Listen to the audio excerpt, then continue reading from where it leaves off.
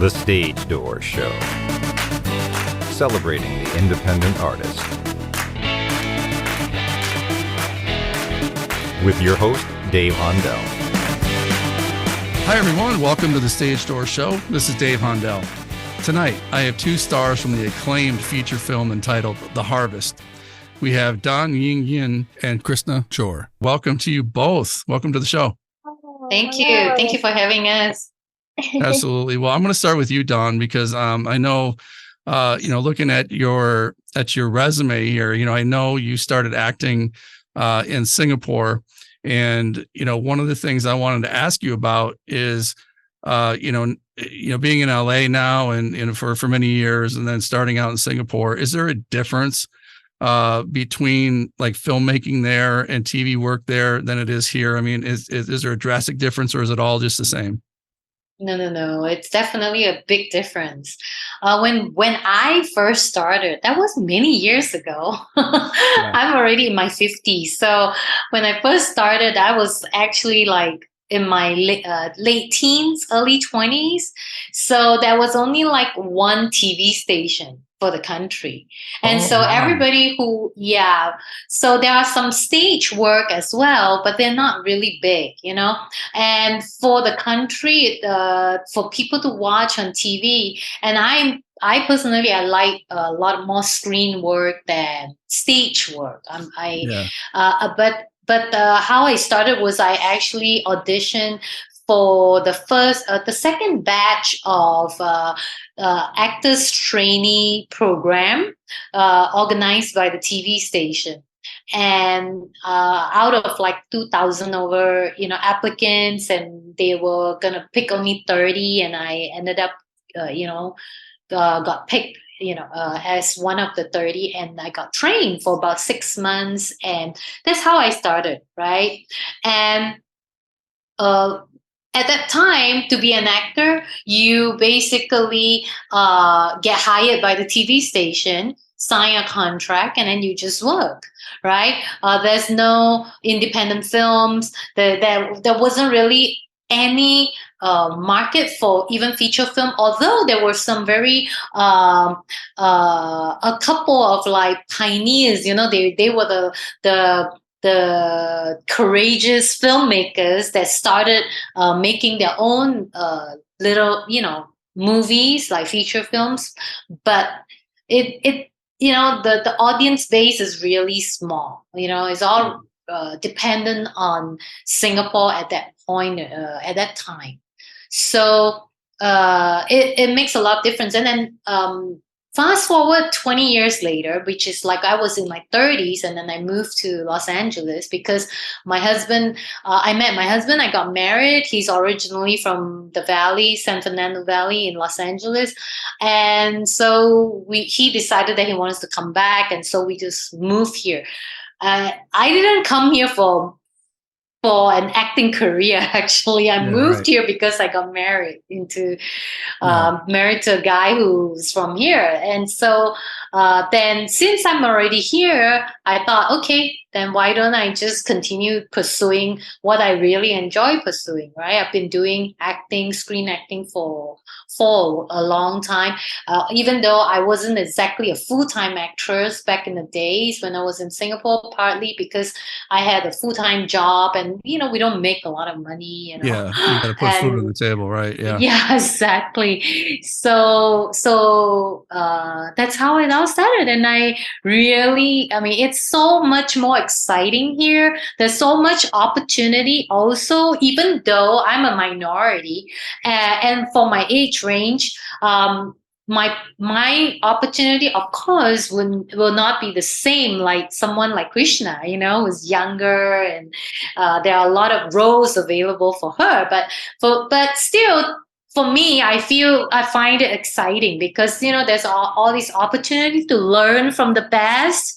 And then there are independent films, and you work with student films, right? You work in the student films, you work with new up and coming directors, and eventually, like a very good example would be when I first started in LA, I worked for Kaylee in her final thesis, right? Kaylee So, who's the director of The Harvest. Director of this And project, right? Yeah. yes. And fast forward 15 years later, she remembered me. And she used me, in The Harvest because she felt that I was very, very suited for the role. So, and like it's the same like your podcast, like you say, you've been around for about 5 years and now you're gaining a lot more traction because, Sure. you accumulate, right, over Right. time. Yeah. Just the same as like I accumulated all these connections and friends that I meet in the industry. And then now, like after 15, 20 years, being in LA, I'm starting to get a lot of people knowing me and, offering me the opportunity to be in their projects, So yeah, that's really well said. In fact, you hit a point, and Chris, I want to ask you about this because you're from LA, right? I mean, you're from Southern California. So, being around the entertainment capital of the world and what Don just mentioned as far as relationships go, I know that, we spoke last week a little bit, but, just refresh my memory on this, but this is your first major project that you worked on, correct? Yeah, that's correct. Honestly, I was just really into theater. I think I just, started out doing like theater productions at my high school. And then once I graduated from high school, I was just like, okay, I guess that's it for a hobby. I'm gonna just focus on other things. And then my uncle, he's part of like the Cambodia town. So he's worked with Kaylee, and I guess Kaylee mentioned that she's working on the film, and he was like, "Oh my gosh, like you need to actually audition for it." But I was like, "Nah, let me just focus on school first." But he kept, he kept bothering me, he kept texting me, kept calling me, and I was like, all right, I'll just do it. And so I was fortunate enough to where Kaylee, saw potential in me, and then she like texted me to go meet up with her and for like a screen chemistry test. And I did it, and I was like, oh my gosh, I blew it. Like I did so bad. She gave me, suggestions. She gave me like a way to play the character. And I was like, I don't think I did well. Like I was crying to my friends. I was like, oh my gosh, I did so bad. And then the next day she was like, I want you to be Sue. Congratulations. And I was like, what? What is this? See, sometimes you never know, right? I mean, and Dua Mua, the writer and producer, and he also played the main role there. But when reading about this film, I mean, it was kind of amazing how it took several years to basically tell studios that were interested in it. They wanted to change it up, some of the cultural background in the movie, and he was, no, we can't do that. So he basically stuck to his guns, and then made this film down the road himself. And I think that this is a great testament for all of our listeners out there that this, if you write something and this is your art and this is your vision, don't compromise that. I think compromising your art is one of the worst things you can do. And he stuck it out, and then you have a great director, and great cast. And for our listeners, I want to just read this a little bit because this is like the synopsis of the film. As cultural traditions are slowly becoming a burden of the past, a son returns home knowing that family is the only thing that binds him and his ailing father together. And I know that, Dua comes from the Hmong community, and he wanted to really kind of champion that community. And Don, I'll kind of throw this over to you. And, when this was screened at one of the first like film festivals, or if it was filmed or screened in Minneapolis, which I know is a huge Hmong community, did you as actors and people from the film get any kind of feedback from that community, and how was that received from the Hmong community? Yeah, it was very well received from the Hmong community. They were so thankful to Dua for writing the story. So thankful to all of us for playing it according to how it should be. We're not like trying to whitewash it. It is what it is. That's the culture. And some of them cried, watching it. They were Yeah. very touched by it. Yeah, it was very well received, and we were very happy that it turned out to be really quite a success, actually. Yeah. Yeah, Yeah, yeah. I mean, it's got 8.7 in an IMDb, which is amazing. They're very. I mean, the critics are tough out there on anything, but to have that high of a rating, I think this is gonna just have it can go nowhere but even higher, because of the success it already has. And once it comes out as a more of a wider release, I can't wait for our listeners to go watch this film. I mean, the trailer, if anybody can pull it up. It's IMDb. Go to The Harvest, and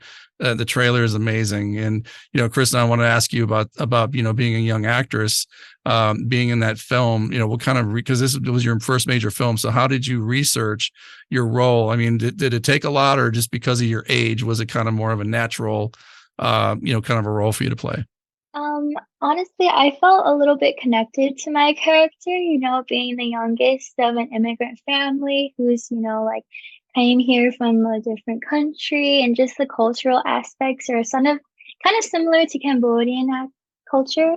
Sure. And so, I felt like my relationship with my father was a little bit similar to like how, the Harvest dad was to his siblings. He's very strict, and he has a certain way of thinking things, and he always feels like it's his way, the right way, or no way at all. And so I just felt like, oh, like that's something I could kind of draw from. And honestly, I just felt like I see a lot of my life in Sue, as well as like a lot of differences as well.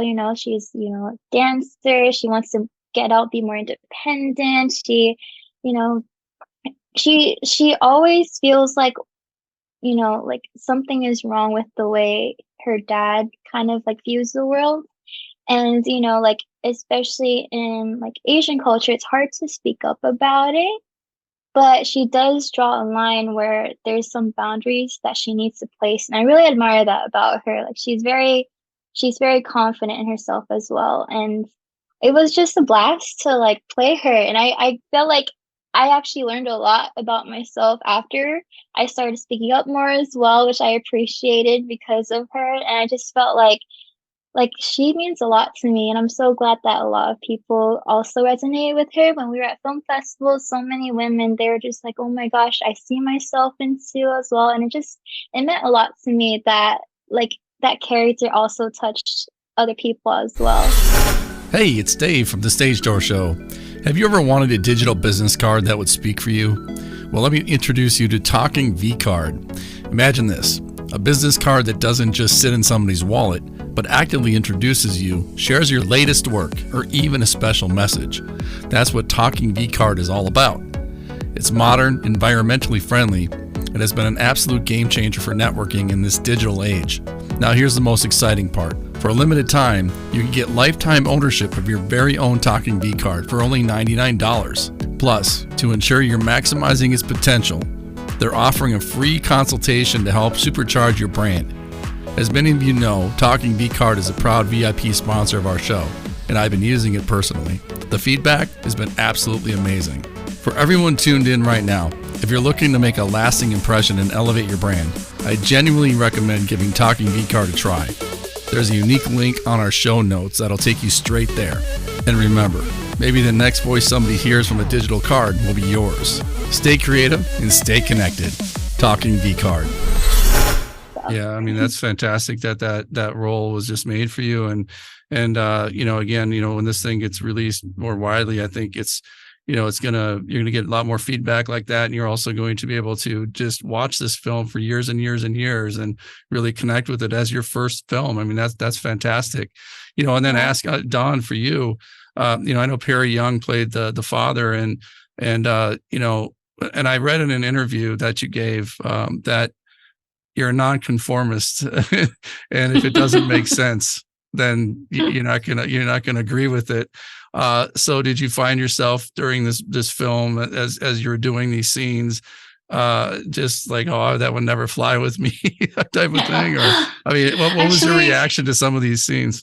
Well, okay. It's all about my background too. I grew up in Singapore, but you have to realize that many of my predecessors, means my grandmother and my auntie, they are all very conservative, and they stick to like the tradition, like it's a way of life. And for me, I grew up in a different era, because my era was the developing era of Singapore. That was when all the Western values started penetrating into Singapore. And so we were learning about the Western values, we were learning about Christianity, we were learning about, all sorts of things from around the world.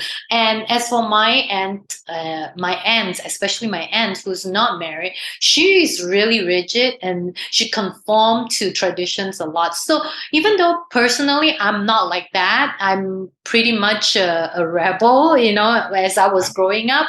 And I went against a lot of traditions.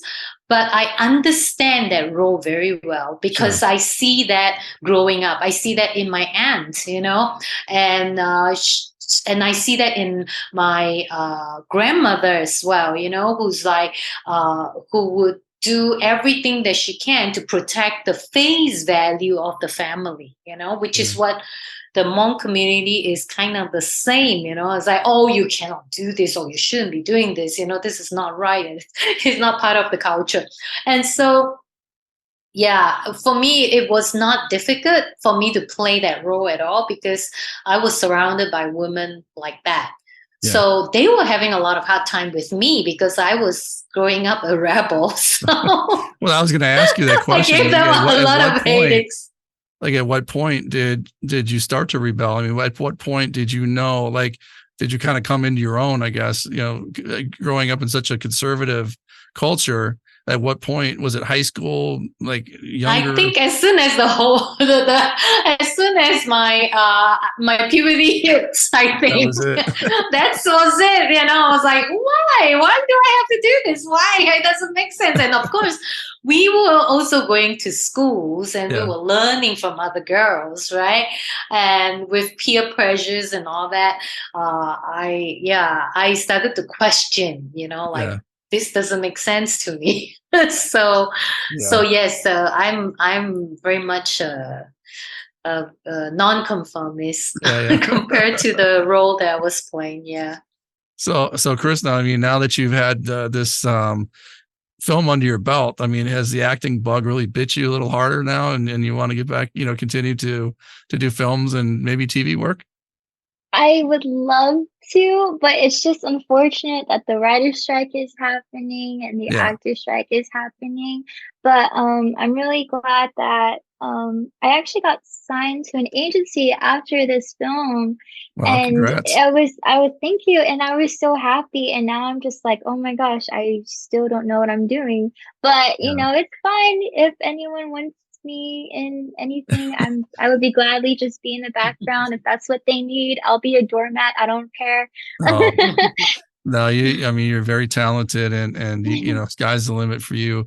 And keep doing those auditions, and you're in a good spot there, in LA. So I mean, you could audition constantly, and hopefully in-person auditions start to happen a little more than they have been, because of the self-tapes and all that kind of stuff. It's always nice to be in front of producers and casting directors, as opposed to over video. So so I think sky's the limit for you.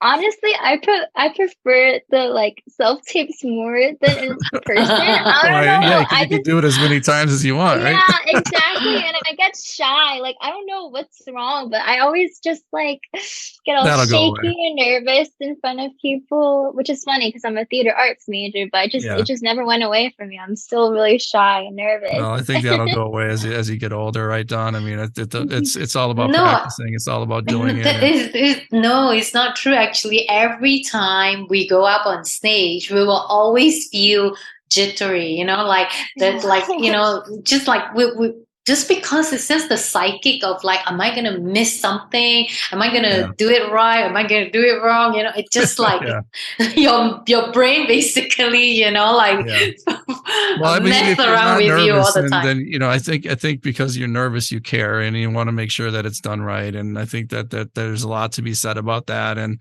yeah, Chrisna, I was going to ask you one other thing about just your age and did you have any friends that saw the film, and what did they think of it? Did any of your friends go to the screenings or? My friends haven't, but a couple of my family members have. My brother, he was like, he's my brother, so he's gonna have to like humble me, But I guess his girlfriend liked it. His girlfriend really likes drama movies, so she really appreciated that. And then my cousin as well, my cousin saw the New York filming because she lives there, and she was trying to call me and tell me that she saw it, but I missed her call. But anyways, when I saw her again, she was saying it was really good, and she was like, "So when's your next movie? When's it coming out?" She just kept bugging me with all that stuff, and I'm Oh, like, I that's don't know great. either. That's Yeah, flattering. but Yeah. Oh, cool. Well, that's yeah, they always nice liked to get it. that kind of Mhm. feedback. Don, with all of our new indie artists out there listening, what kind of advice from your long career do you have for somebody just getting into this industry? Some things that maybe some pitfalls, that type of thing to try to avoid. And what's your biggest piece of advice that you can give somebody just starting out? Oh, starting out, do a lot of training, keep on playing, keep practicing, just because you're starting out, it's important that you just have to like keep meeting people and keep doing projects together. And take it as a collaboration. You don't have to do every job and expect to be paid. Sometimes you have to do it for free because it is also a learning opportunity for us, right? So for me, I feel like that's the best way. When you keep working and you keep meeting people, you will accumulate that friendship. You have you start to know people in the industry, and eventually someone is going to ask you if you want to do a project together. So that's very important. And of course, training. Everybody needs to be trained, and even if you think you have already graduated from some theater school, you still need to keep on going for practice, right? It's like a professional tennis player or professional golf player. It's the same. If you want to be a professional actor, you have to keep on training yourself. You can't say, "Oh, I can play golf really well now, so I don't need to go training anymore." And then when the competition comes, then you would not be able to win the game, right? So it's the Yeah. same for acting. Yeah. That's a great advice. And Chris, I'm going to ask you the same thing, to give advice to somebody just starting out, because now you've had that one film under your belt, and I'm sure it was a learning experience. So what kind of lessons did you get from being in that film, and that you can pass along to somebody that's just getting started out? I would say trust your instincts as well as trust your director. I feel like sometimes people kind of second guess themselves. And as long as like you and the director communicate, I feel like you guys can both find a way to figure out how to best portray the character so that it works for both of you guys. As well as, like always send audition tapes, even though you don't think you would be good. Because Yeah. I never expected to ever get this opportunity. And I'm so thankful that my uncle, bothered me to do it. Yeah. And, it's just one of those things where it's like I always thought that, it's just acting wasn't for me, but I'm really thankful that I gave it a shot anyway. And I never would have, met so many wonderful, talented, creative people, as well as Mama Me. Like she's so wonderful. And I was able to work with someone like her who's very skilled. And she also helped me whenever we felt like we had to do a scene together. She kind of just guided me in a way and made me feel like I was her daughter, And so it's just really nice to also talk to your actors as well, so that you have that kind of relationship Connection. with each other and connection, and it's just really great. And I even still talk to some people. I think one of them is a actor who plays my boyfriend. Sometimes I'll just message him on Instagram, ask him how he's doing, and he would do the same with me. And he would ask.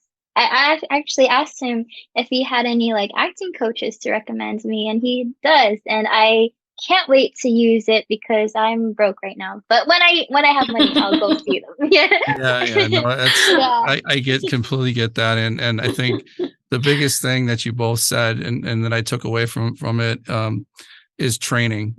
Just continue your training, because so like you said, you finish a theater program done, and doesn't mean you're an actor or an actress, right? I mean, it's you got to continue that training constantly. There's people that have been doing this for years, A-list actors, and they're still going to some kind of acting training, like they're still weekly doing something to hone their craft and sharpen it. And it's always important to do that. So I appreciate that advice from both of you.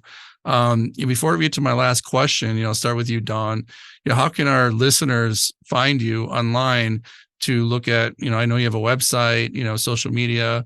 So how can our listeners find you? Well, yeah, just my website and my Facebook and Instagram. Instagram is at Dawn Ying Yuen. My website is www.yingyuen.com, and my Facebook is Dawn Ying Yuen as well. Yeah. Okay, great. And how about you, Chrisna? I do have a Facebook page, but I don't really use it. So I would say probably Instagram is the best way to connect with me. And this is gonna sound really weird, but I love puns. And so my Instagram is mary.christmas. So it's like my first name, but with an S. So it's like Merry cool. Christmas. Yeah. So that's it, really. Very cool. And yeah. That's really cool. So everybody check that out. And my last question here, I'm going to start with you, Dawn, but when it's all said and done, what do you want your legacy to be? What do you want people to take away when they think of your name? Well, I just hope I am known to be able to tell the story from a Asian American immigrant mother standpoint.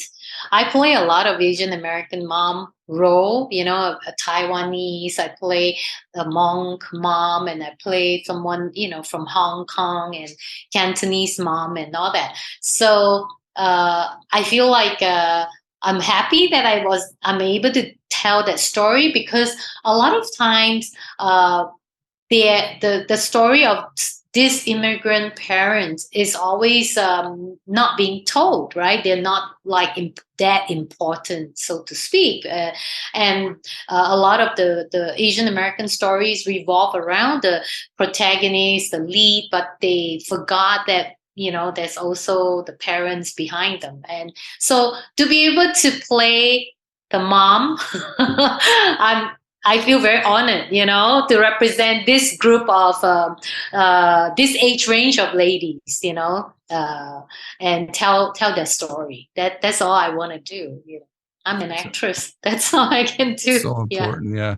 So important and powerful, and I think it really resonates with the audience, and I know it did with this project. And again, can't wait for it to blossom into more theatrical releases and so forth. But Chrisna, how about you? What do you want your legacy to be? I know you're just starting out and you're very young, but years down the road, when your career is in its twilight, what do you want people to think of with your legacy? I would hope that I've touched people in a positive way. I feel like I really wish I had that impact on people, where I feel like I have so many people who've also impacted me, and I wish I'd kind of left that as well on others. I feel like a lot of people like to go to watch movies and shows for comfort whenever they feel like lost in their lives, and I really wish I could do that for them. And so that's all I could really hope for at the moment. Yeah, both those are great answers, and and thank you to both of you for joining us on the show. And this film is very important. I know, like I said, it's got a very important cultural impact, and I hope that, again, I hope this thing continues to grow and to see bigger audiences as we go along, and hopefully it hits theaters soon. But again, thank you for Don and Chrisna both. Thank you for joining us, and you're both welcome back on the show. And matter of fact, after it has its big release, I want to have the cast back on the show and talk about the screenings and can't wait to see that. And I'll be the first one in line to see the movie. So thank you, Dave. Thank you very much. you. Yeah, Absolutely. thanks for having us too. Yeah.